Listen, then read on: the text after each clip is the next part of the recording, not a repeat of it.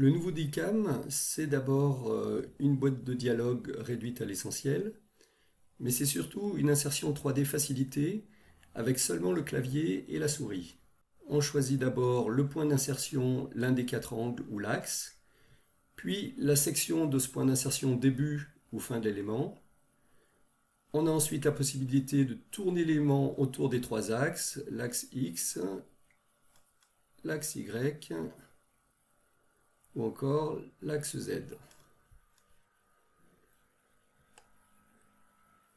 On insère l'élément sur un point par un clic et avant fixation, on peut encore le translater selon les trois axes du repère local de l'élément ou du repère global du projet. Dès que la première pièce est insérée, une seconde pièce apparaît au curseur de la souris.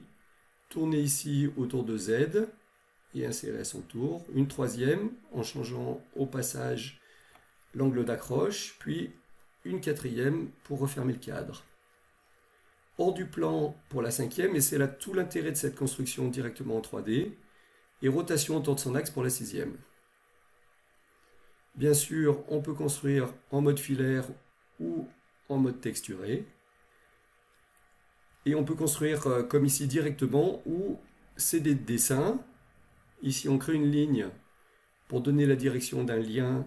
On rappelle la fonction d'insertion par le clavier ou par l'icône. On peut assembler après coup ou dans le même temps que l'insertion. On accède pour ça à la bibliothèque des assemblages et on choisit ici le même embrèvement avec tenons aux deux extrémités. On opte cette fois pour le mode d'insertion nommé parallèle à une surface.